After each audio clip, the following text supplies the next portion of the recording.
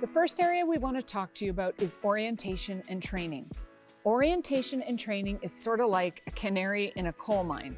If a company that you go to work for doesn't have orientation and training, you do not want to work there, not even think about it. There's some red flags that should come up immediately if they don't have any orientation and training. I have run into so many students that have said to me, well, I just joined this company and they just said, just get her done. Don't worry about this orientation and don't forget about the training. That'll be ongoing, and it never is. So this is something you really need to watch for, really focus on. Orientation and training is the #1 predictor of a safe workplace. So places where students get injured, I mean, you might not know this, but every year in Canada, approximately 125,000 young people are injured at the job. Most of those injuries happen in workplaces where there is no orientation and training or where there's inadequate orientation and training. Yeah, I think that this is something that we need to make sure that you ask every single time. Do you have orientation? Do you have training? And some companies will say, well, we're going to get orientation and training in place,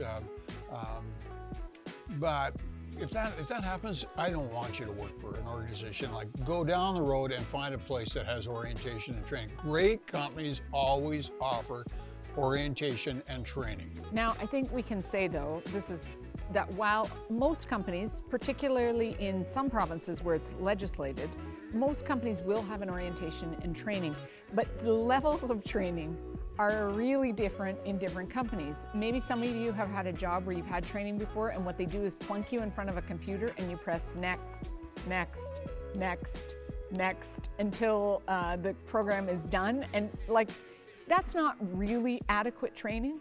That's obligatory training. We want you to work in a company that doesn't just have obligatory training, but actually walks you through how to do the job.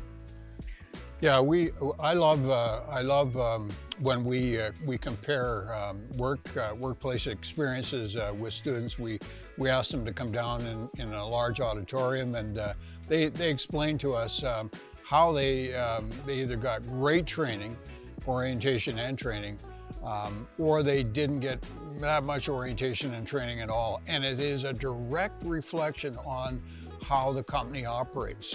So this is a matter of respect. When you walk in the door and you start the initial discussion with the leaders, we want you to first ask, do you have OT? Do you have orientation? Do you have training? And how is it? Can you describe the orientation and training to me? Is it a 6-minute orientation and training? Or are you going to take an actual couple of hours or a couple of days and make sure that I am comfortable in that workplace? And I think the question that many students will ask us is, how do I know I've been adequately trained? If you've never had a job before, how do you know when you're adequately trained? And I think when you feel comfortable doing the job that you've been asked to do, when you don't get out there and think, I might get burnt, or I don't know where all the pitfalls are.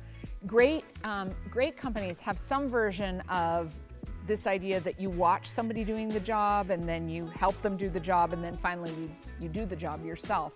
There's always some version of that. Great companies, and generally these companies are also the most profitable. There's a reason for that. There is a direct correlation between companies that take a great interest in orientation and training, productivity, and profit.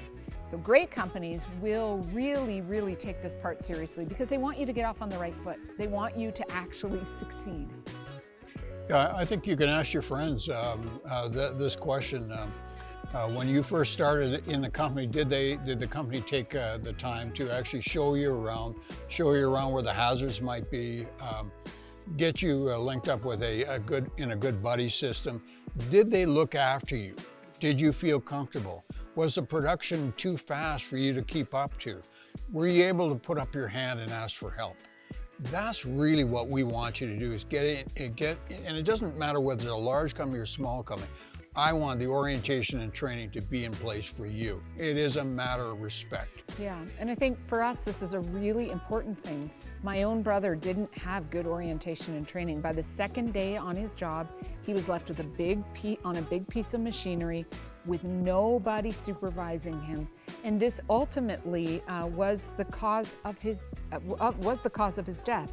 So if you can hear us in any way at all today, please, when you go to get a job, ask them, do you have orientation and training? And if they don't, it's not worth your life. It's not worth you getting injured for.